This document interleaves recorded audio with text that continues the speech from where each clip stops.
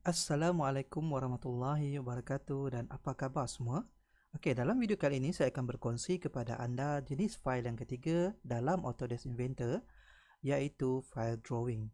Okey, kalau sebelum ini kita pernah belajar tentang part, di mana kita akan lukis part komponen yang kita nak buat dalam file part yang pertama. Kemudian kita juga pernah belajar tentang bagaimana nak membuat assembly, kita pasang, kita assemble part-part yang kita ada untuk menjadi satu produk yang lengkap.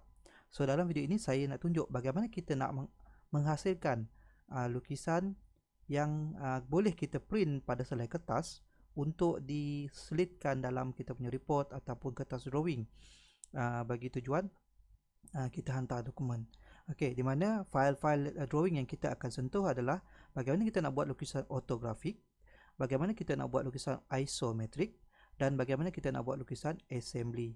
So ada satu lagi lukisan yang kita akan sentuh, iaitu explode drawing, which is explode drawing ni saya kena sentuh dahulu tentang presentation file. Okey, iaitu presentation file. Kena ada presentation file dulu baru boleh buat explode drawing. Okey, so untuk bermula, kita pergi kepada drawing dahulu, di mana saya lebih prefer kita menggunakan arahan new dekat sini. Untuk kita buat new lah. Jangan saya tak prefer sangat kita pakai drawing ni sebab saya tak pasti apakah unit yang diguna pakai. Okay, so klik pada new file. Okay, di mana make sure template yang kita nak guna adalah bersesuaian dengan lukisan projek kita. So dalam case ini saya akan menggunakan file jenis matrix. Okay, so klik pada matrix. Okey, di mana file yang ketiga yang kita akan buat adalah di bawah ni. Okey, iaitu jenis file drawing. So template drawing yang kita perlu pilih adalah kenalah bersesuaian dengan format drawing yang kita nak guna pakai. Okey, so di sini saya akan menggunakan format ISO, iaitu International Standard Organization, iaitu ISO. So file yang kita perlu pilih adalah iso.idw. So kalau tuan-puan ada nak guna ANSI pun boleh, okay? Kalau nak guna standard gunakan BSI pun boleh, depend on keperluan format masing-masing. Tapi untuk case video ini saya akan kongsikan tentang menggunakan format ISO. So klik pada iso.idw. So ada yang tanya saya apa .idw ni? IDW ni bermaksud Inventor Drawing. Okay, hanya file Inventor saja boleh baca file ni. So kita juga boleh baca file format daripada AutoCAD, .dwg. Ni .dwg ni adalah format AutoCAD. So kita boleh baca file AutoCAD dan juga kita boleh buka menggunakan file Inventor. So saya klik kepada .idw dan kita tekan button create.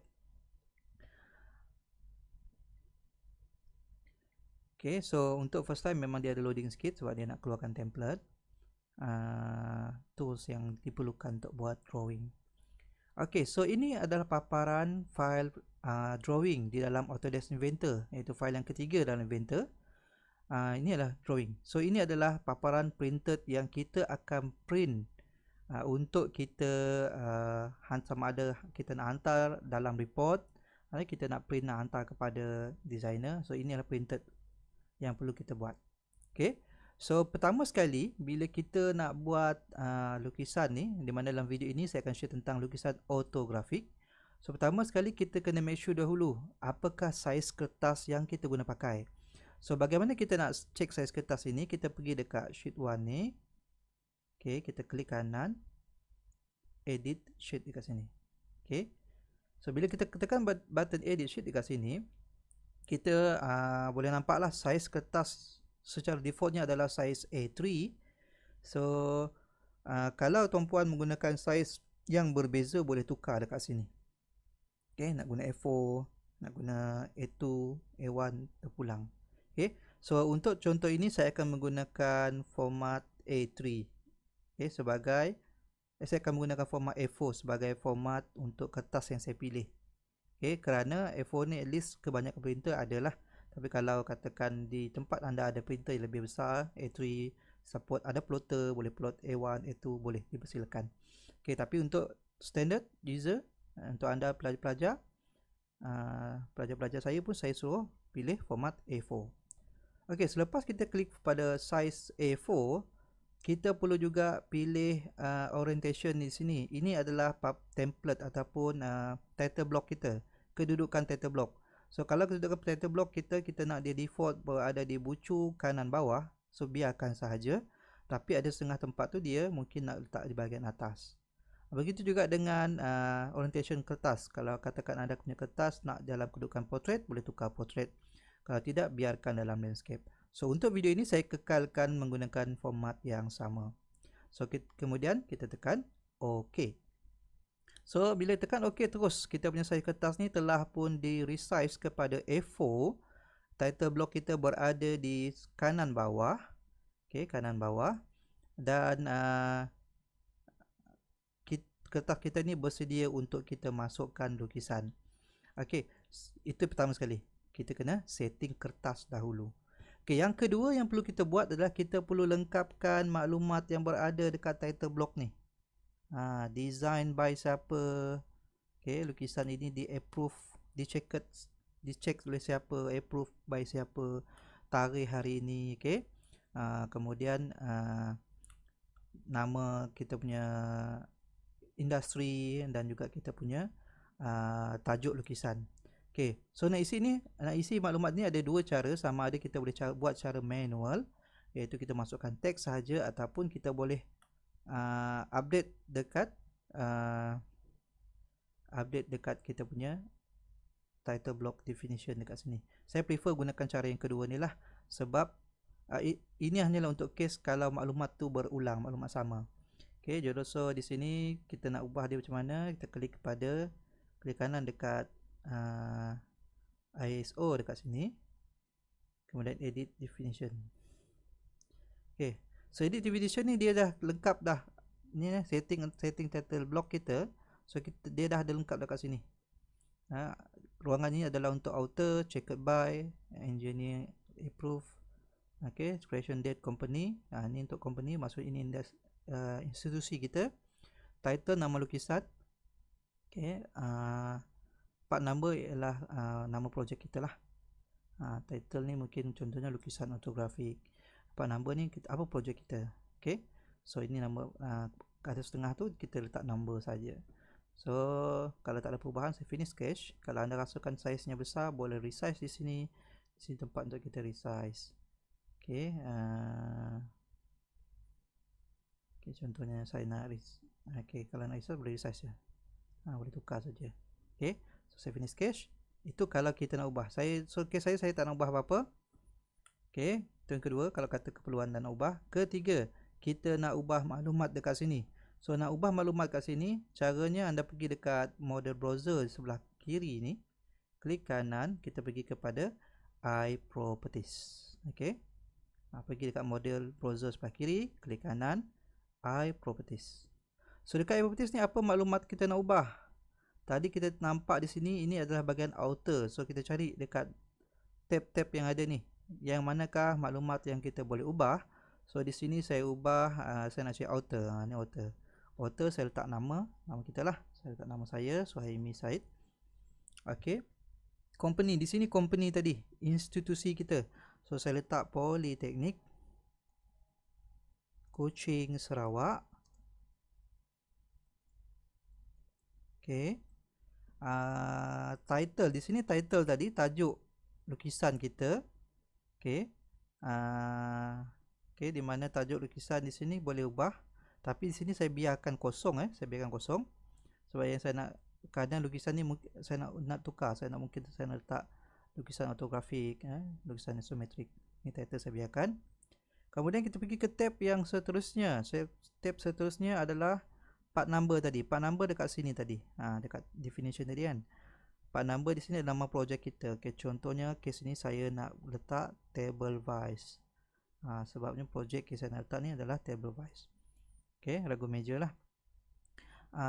Revision number, designer, engineer. Engineer ni siapa? Engineer ni siapa yang approve kita punya lukisan? Boleh letak kat situ. Kita punya engineer. Okay, creation date, ni tarikh hari ni lah. Kalau katakan nak ubah tarikh lain pun boleh, tukar saja tarikh di sini, anda boleh tukar kepada tarikh yang lain. Okay, di sini saya biarkan sahaja. Okay, kemudian ini berulang, ni tak perlu letak, tak apa, sebab dah buat dekat tab yang pertama tadi, part number ni.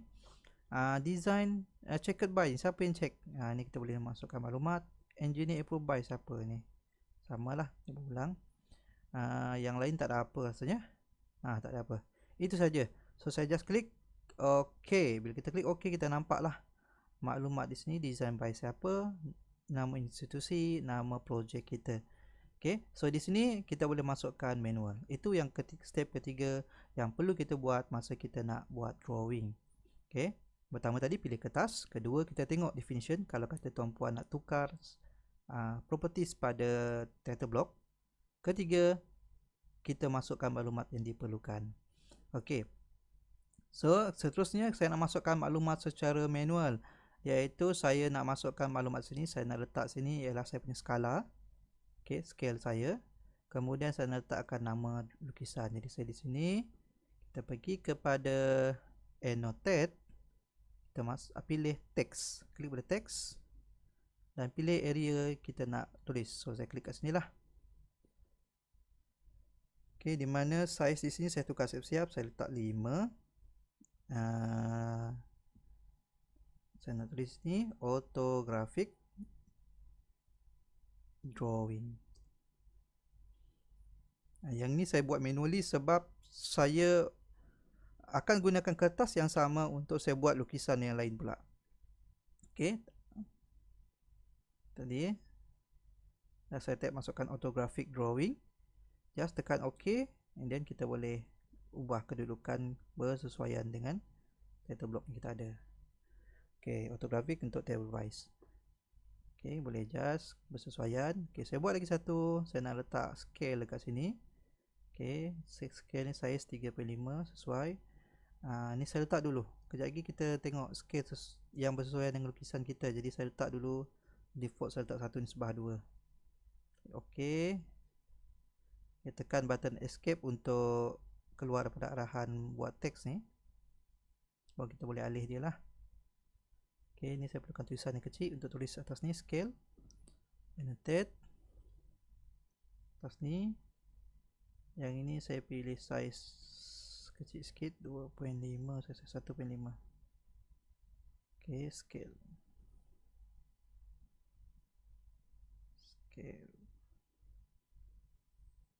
Lagi bold sikit. 2, okay. Okay, saya ambil 2 lah. Klik OK. Tekan escape untuk keluar arahan. Okay, kalau rasa dia jauh, kita boleh.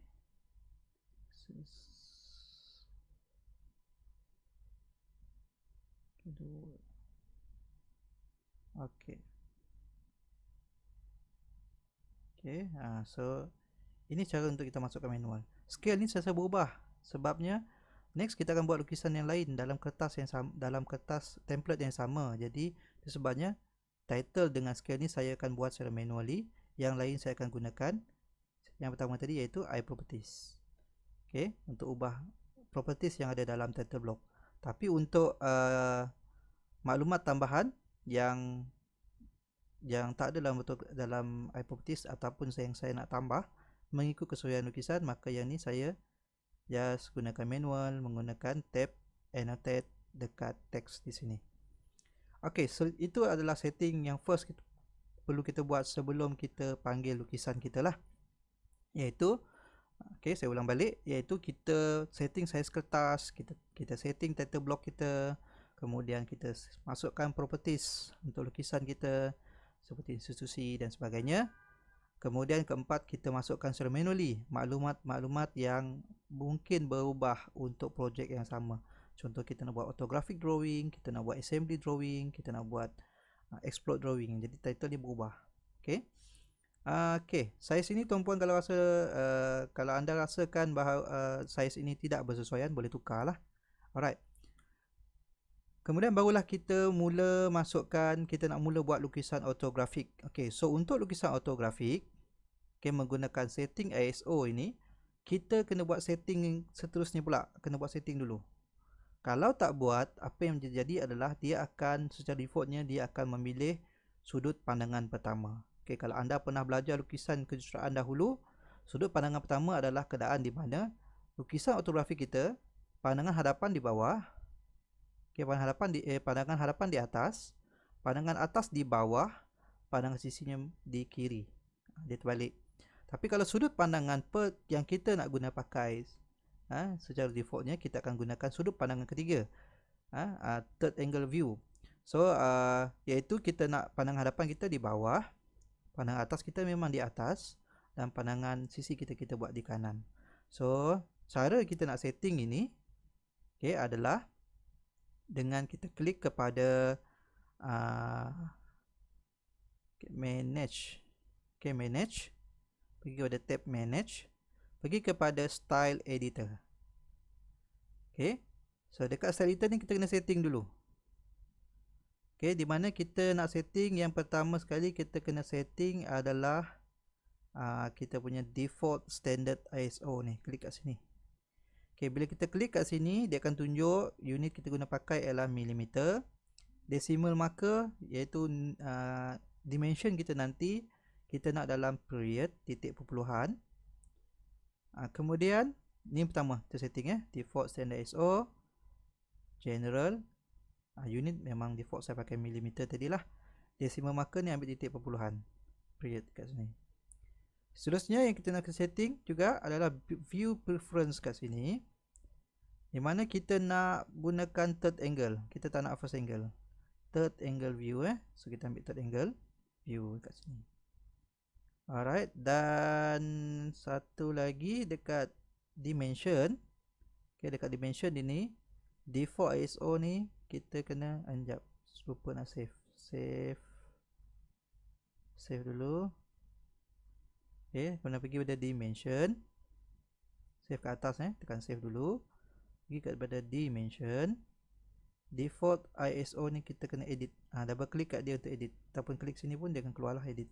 Sama juga kita nak tukar decimal marker ni kepada period. Kita tak nak nilai kita nanti dalam contoh 100.5 tapi dia keluar 100,5. Jadi koma tu akan menyebabkan confuse lah. Kita nak titik perpuluhan. Jadi sini pun kita kena aktifkan. Okey, kalau sudah save and close. Itu setting yang kelima yang perlu kita buat sebelum kita buat lukisan ortografik. Okey, so sekarang ni kita dah bersedia untuk buat lukisan ortografik. Setting telah pun kita buat. Jadi kita nak panggil lukisan yang kita nak panggil lukisan objek ataupun part yang kita dah buat ke dalam kertas lukisan.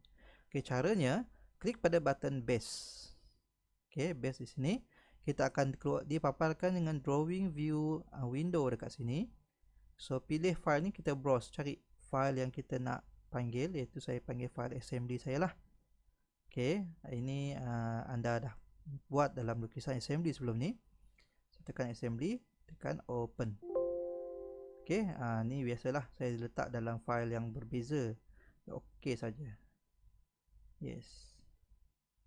Okey, so bila kita panggil file tadi, browse kat sini tadi, kita panggil file tersebut, apa yang berlaku adalah dia akan keluar, dia akan letaklah lukisan kita tadi dekat sini. Okey. Dekat kertas ni. Okey, jadi adalah penting masa anda buat assembly seperti yang saya maklumkan sebelum ini, perlulah paparannya front ni betul. Sebab secara defaultnya bila kita place, dia akan keluar ini adalah pandangan hadapan. Okey, kalau katakan pandangan hadapan anda salah, jadi anda perlu setting dahulu. Pergi kembali kepada file asal. Atau di sini pun anda boleh ubah kepada pandangan apa yang anda nak. Okey, bersesuaian. Tapi kalau anda dah setting siap, senang, dia terus tunjuk pandangan front anda di sini. Kalau anda tak setting, mungkin dia tunjuk tempat lain. Front anda mungkin saya ingat ke bawah macam ni ke. Jadi just tukar saja, kalau rasa salah tukar aja. Tukar saja pandangan front yang betul. Okey, so ini pandangan front yang saya nak. Okey, front view ni saya nak. Cuma saya dapati saiznya kecil. Okey, kerana scale di sini yang diberi kat sini ialah 1/4. So let's say kita upkan sikit 1/3. Okey, saya type 1/3, kemudian klik kat tepi, dia naik, dia akan tukarlah. Kalau rasa boleh besarkan lagi 1/2, boleh tukar 1/2. Okey, let's say saya ambil 1/2 ni pun macam besar sangat ni 1/2 ni. Okey, saya kecilkan sikit, mungkin saya ambil 1 nisbah 2.5, boleh tak? 1 nisbah 2.5 pun boleh. Okey, 1 nisbah 2.5. 1 bermaksud saiz objek sebenar bersamaan dengan scale kat sini. Kita punya scale lah. Sebab lukisan ni kecil sebenarnya. Jadi kalau saya letak lukisan ni besar sebenarnya. Kalau saya letak 1/1, dia jadi besar. Okey. 1/2 dia kecil sebab maksudnya saiz kat sini adalah 2 kali ganda. Saiz sebenar adalah 2 kali ganda dua saiz kat kertas ni. Jadi saya ambil 2.5. Saiz sebenar objek saya kecilkan lagi. Saiz sebenar objek adalah 2.5 kali ganda lebih besar daripada sekarang ni lah. Okey. So ini penerapan scale yang sesuai. Saya dah pilih 1/2.5. Nanti kita akan update dekat sini. Okey, untuk yang ni kita biarkan saja. So ini view yang kita nak. So kita boleh alih kedudukan lah. Kalau boleh susun elok-elok sikit, cantik sikit kepada kedudukan yang sesuai. Bagi ada ruang sikit supaya ada kawasan untuk kita masukkan ukuran sekejap lagi. Okey, kita punya dimension. Okey, jangan terlalu ke atas sebab ke atas ni kita nak letak pandangan atas. Okey, so bawa lebih kurang adjust macam ni lah. Okey, kemudian bila anda bawa cursor anda naik ke atas ini, saya dah lepaskan benda ni, saya just bawa naik ke atas, kita akan dapati dia akan project, kalau nampak lukisan putus-putus tu, dia akan project pandangan atas. Automatik, tak perlu kita fikir. So just kita perlu klik saja, klik, dia akan project siap-siap kepada pandangan atas. Okey, kemudian kalau saya bawa ke tepi pula, saya tak klik apa, just bebas ini, bawa je cursor kita ke tepi dan kita klik. Dia akan project pandangan sisi dia. Okey, pandangan sisi. Okey, pandangan sisi dia sudah sinilah. Okey. Kemudian jangan tekan OK lagi. Kita tengok dulu okey tak kedudukan, kata okey, kita boleh alih sesuaikan dengan kertas lukisan kita supaya ada ruang untuk kita buat mentioning dan juga labeling sekejap lagi. Okey, kalau dah okey, sebelum kita tekan button OK, kita tukar dulu style kat sini. Style di sini maksud kalau saya onkan hidden line, bila tekan OK nanti kita akan nampak hidden line. Okey. Kalau kita tak nak nampak hidden line, garisan tersembunyi, kita offkan hidden line kat sini. Kemudian dekat sini shaded. Shaded ni kita aktifkan hanya untuk lukisan isometric assembly sesuai. Tapi untuk orthographic kita tak nak diaktif. Shaded ni mestilah off. Nak tahu aktif macam mana? Kalau warna biru ni dia aktif lah. Kita tekan lagi sekali, dia warna kelabu ni maksud dia off. Kita nak dia off. Orthographic kita tak nak ada shaded. Okey, kalau sudah di sini kita tekan OK. Okey, bila kita tekan OK, kita nampaklah ini adalah lukisan orthographic yang dihasilkan. Di mana kita dah buat setting tadi, saiz kertas kita adalah A4. Kemudian kita dah buat setting pandangan hadapan ni, pandangan hadapan kita, pandangan sisi dan pandangan atas. Okey, title block kita pun dah lengkap. Jadi scale ni saya update lah. Kita update 2.5. Seperti scale yang kita buat tadi lah. Okey. Kemudian kita perlukan kita perlu masukkan dimension. So klik pada annotate dekat atas ni. Klik pada dimension. So normalnya tak perlu letak semua ukuran yang ada lah. Jadi terlalu crowded. Okey, untuk orthographic ni simple je sebab ini adalah bukannya detail drawing, ni just drawing orthographic bagi part yang lengkap. Kita cuma perlu masukkan panjang maksimum dia berapa. Okey, klik OK je. Ni dia akan ambil nilai yang betul. Kemudian tinggi maksimum dia.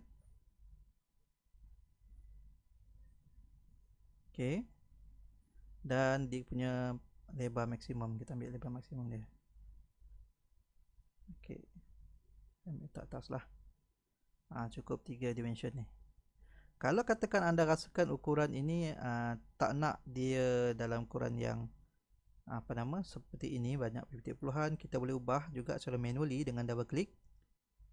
Kita offkan hide dimension value ni, offkan.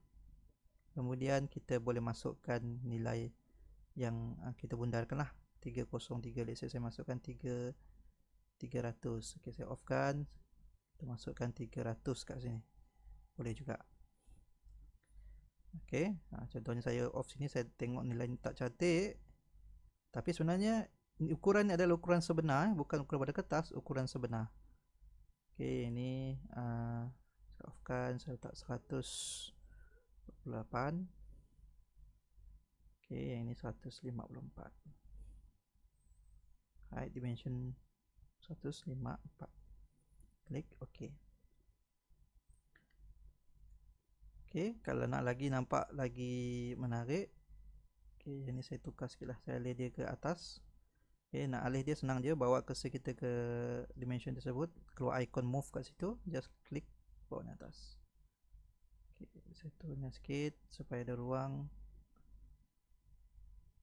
Okey, kemudian kita nak labelkan dia. So nak labelkan dia, kita boleh pakai teks, type saja. Saya ambil size 35 ni, okey tak? Okey, tak apa, kita type dulu. Ini adalah top view. Saya type top view. Kita labelkan, at least dia nampak lebih menarik. Okey, top view. Okey, kalau nak alih, tekan button escape dahulu supaya arahan teks ni kita cancel. Okey, tekan button escape. Kemudian kita gerakkan top view. Okey, kemudian saya buat teks yang sama, saya buat sini pula, front view.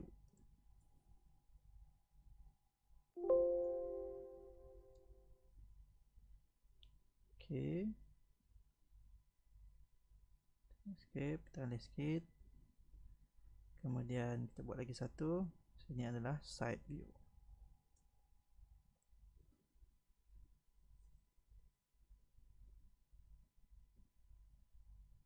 Okey, so itu adalah cara bagaimana kita nak menghasilkan lukisan ortografik di dalam Autodesk Inventor. So untuk lukisan yang berikutnya, lukisan isometrik, so kita akan untuk video yang berikutnya, okey, untuk lukisan berikutnya, lukisan isometrik, kita akan sama-sama belajar dalam video yang berikutnya. So ini saja untuk video kali ini. So sampai jumpa lagi. Assalamualaikum warahmatullahi wabarakatuh.